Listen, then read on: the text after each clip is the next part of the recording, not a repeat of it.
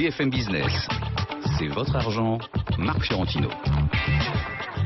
Bon alors avant d'avoir un jet privé, avant de vous payer widget, eh bien évidemment il faut gagner de l'argent avec votre argent et bien le gérer. Est-ce que c'est à ça que sert un conseiller en gestion de patrimoine? Eh bien c'est la question qu'on va poser à nos invités. Meyer Azoghi, vous êtes président de Cyrus Conseil. Alors Cyrus Conseil, c'est un conseiller. Je suis allé sur votre site, d'ailleurs vous dites pas que vous êtes un conseiller en gestion de patrimoine en première page. C'est pas marqué dessus. Et qu'est-ce qui est marqué? Ah, ben vous devriez savoir, c'est pas moi. Nous sommes un conseiller en gestion privée, gestion de fortune, family office.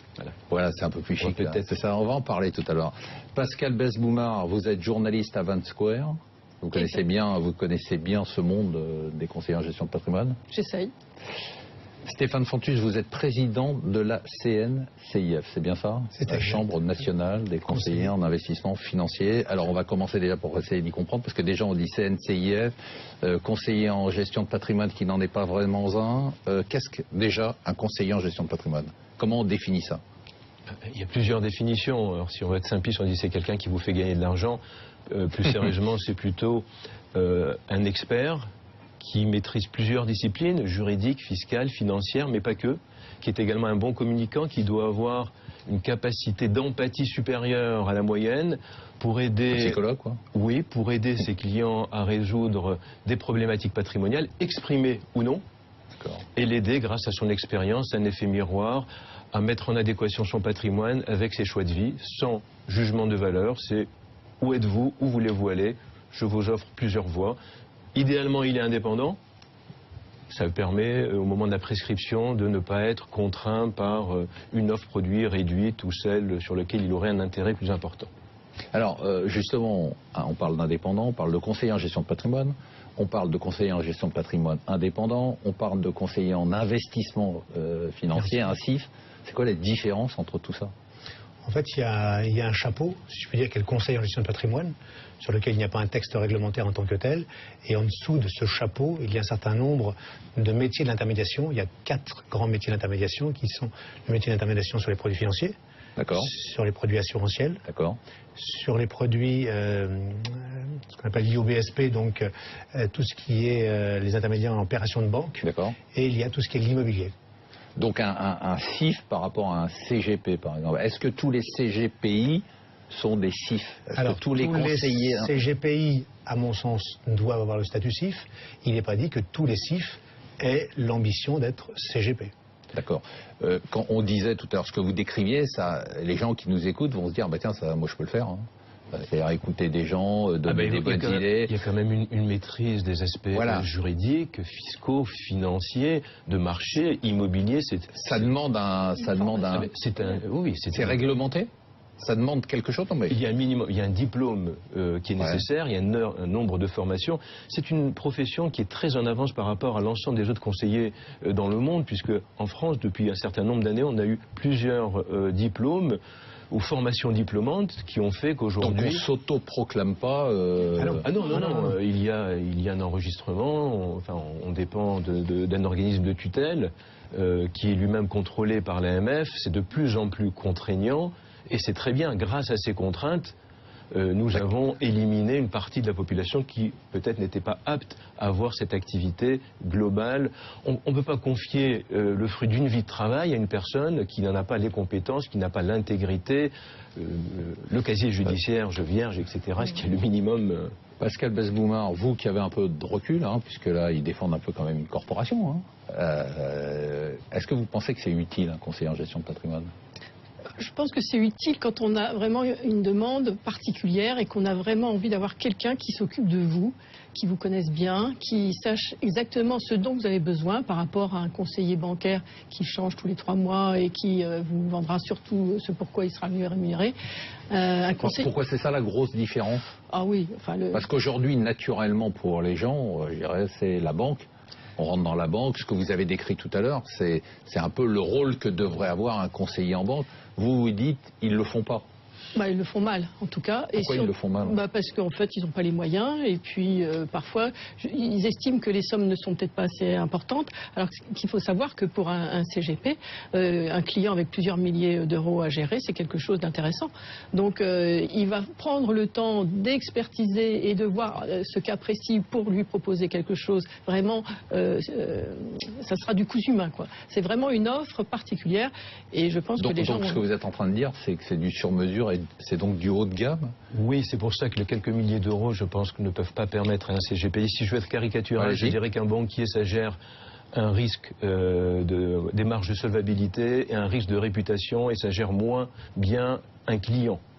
Alors pour autant, est-ce que tous les banquiers sont mauvais, tous les CGPI sont bons? Bien évidemment, non.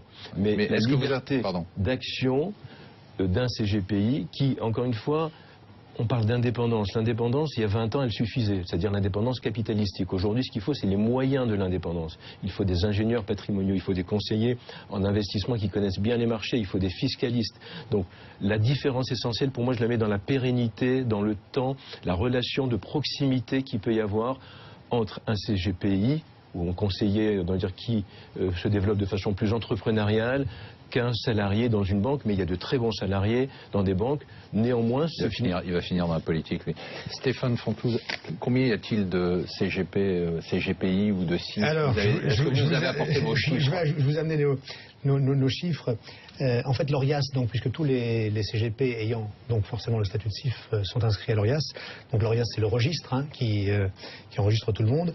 Donc nous sommes au dernier recensement 4877. Dont seulement 75% qui ont l'ensemble des autres statuts. C'est-à-dire que si on regarde le statut minimum, c'est le CIF, donc il y en a 4877, et que 3000 qui en fait relèveraient de l'activité qu'on évoquait tout à l'heure de CGP, c'est-à-dire qu'ils sont capables d'intermédier toutes les classes d'actifs. Je crois que c'est aussi une des différences par rapport au banquier qui ne va pas vous proposer un produit immobilier, alors que, encore une fois, le CGP indépendant a l'ensemble, l'arbitrage sur l'ensemble des classes d'actifs. Pascal, est-ce que c'est plus que dans les autres pays? Vous connaissez ça, vous connaissez le sujet? Est-ce qu'on est plus équipé? Est-ce qu'on est moins équipé? Je crois que les autres pays sont équipés aussi, donc nous sommes moins équipés. En France, le marché, on estime que c'est en fonction des jours, entre 7 et 10%. Le marché le plus équipé, c'est l'Australie. Ces pays anglo-saxons, ce sont les États-Unis, la Grande-Bretagne, mais qui a vu un tiers de ses conseillers, de ses IFA qui a disparu du fait de la refonte d'un statut. Donc en France, non. L'essentiel du marché est encore tenu par les banques traditionnelles. On a des chiffres là-dessus. Les CGP, ça représente combien de l'épargne financière? Aujourd'hui, on dit que c'est entre 6 et 9% de la collecte. De la collecte, donc pas de l'encours? Non. Ouais, ça veut dire qu'en termes d'encours, c'est minuscule. On va être à 3 ou 4% peut-être. Enfin, déjà, entre 6 et 9%, ça représente une belle compagnie d'assurance, une belle banque sur le produit d'assurance. Oui, non, je trouve que 6 et 9, c'est plutôt pas mal. Je dis que sur l'encours... Sur les encours, on est un point de moins. J'avais vu entre 7 et 9 sur la collecte et 6% sur l'encours. Votre ennemi, c'est pas la finance, votre ennemi, c'est la banque. Ah, surtout pas, non, nous n'avons pas... Ah là, il ne le dira jamais, j'arriverai pas, mais quelle langue de bois. Mais vous piquez des clients aux banques, c'est votre métier. Oui, bien sûr. Donc, voilà. Mais est-ce que pour autant c'est des ennemis? Non, nous on se nourrit grassement au pied du mammouth. Donc plus il y aura des mammouths, plus on pourra récupérer quelques miettes qui suffisent à nourrir nos 140 collaborateurs et passer de 2,5 milliards à 4 milliards, ce sera déjà pas mal. Et puis on se reverra dans quelques temps, dans quelques mois, pour dire si c'est assez ou pas. Votre perception de l'extérieur, c'est qu'il faut avoir quelle taille pour aller chez un CGP? 50 000, 80 000 euros minimum, je pense. C'est ça? Non. Non. Malheureusement, aujourd'hui, le montant minimum est de plus en plus important parce qu'il faut justement consacrer du temps. Il y a une partie réglementaire où il faut remplir des documents à longueur de journée. Vous êtes en train de nous dire que pour venir chez vous... Mais chez nous ou ailleurs, alors peut-être chez nous un petit peu plus, mais d'une façon générale... Si je veux devenir client de Cyrus, qui est mon rêve, j'espère y arriver un jour, mon rêve absolu et mon objectif dans la vie... Je peux le comprendre. Il me faut combien? Il faut que j'ai combien en épargne financière? Ou c'est quoi? C'est un seuil d'argent que je dois mettre chez vous? C'est un actif minimum, mais ça peut être aussi, si vous êtes entrepreneur et que vous êtes en train de créer votre start-up, vous êtes le Uber de demain, venez chez nous, on vous prendra avec 0. D'accord, ça dépend des problématiques. Mais là, sinon, ouais, tout à l'heure, le elle dit chiffre, à peu près, 54 c'est plutôt 200 000 euros au minimum pour pouvoir commencer à traiter un client et avoir une relation pérenne. C'est le cas de tous les CGP ou non? Parce que dans les 4800, j'imagine que si demain dans je vais... tous les CGP, enfin, on le voit nous dans notre chambre, il y a des gens qui sont effectivement sur le haut de gamme avec le family office, la gestion de fortune, puis des gens qui sont plus, je dirais, en entrée de gamme. Je pense qu'il y a des gens qui aujourd'hui, bon, il y a ce qu'on vient de dire là, il y a la tendance aussi qui compte, hein, effectivement, celui qui va vous faire verser 1000 euros une fois et s'arrête là, celui qui vous verse 1000 euros tous les mois, c'est pas le même environnement. Donc voilà. Mais ce qui vient de dire est important. C'est vrai qu'il y a une lourdeur administrative qui est pesante et qu'il faut quand même qu'il y ait un minimum de montants engagés.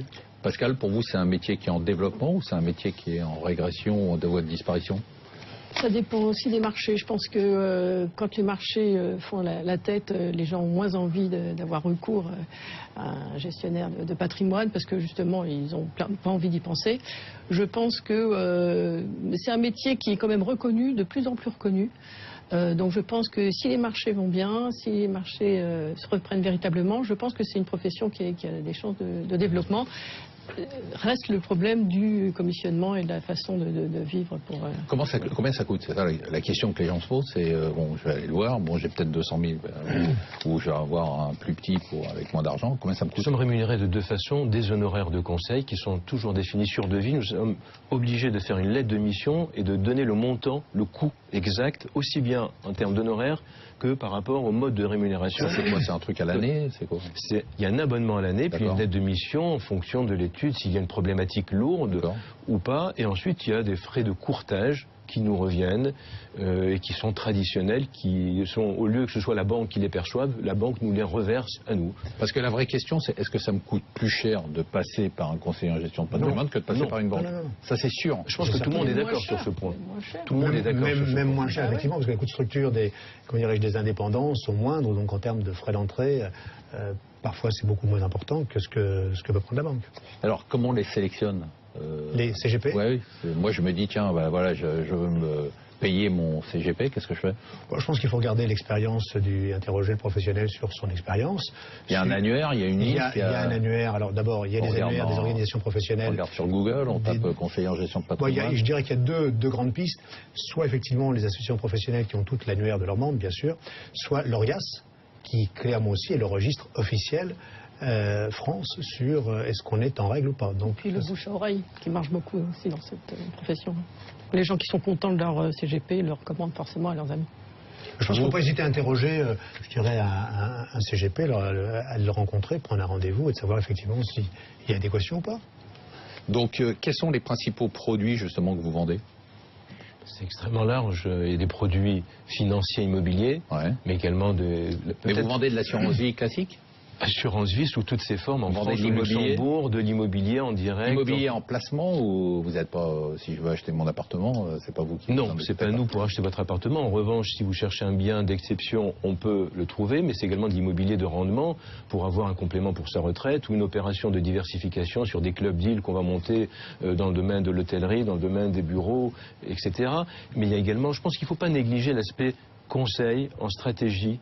C'est ce que vous mettez en avant, hein? Oui, mais parce que les gains de productivité sont peut-être plus sur le plan de la stratégie patrimoniale, sur l'optimisation, sur éviter que la famille se déchire après, plutôt que de gagner 2 centimes de plus sur son contrat d'assurance vie. Très bien, on se retrouve dans quelques minutes pour répondre à vos questions.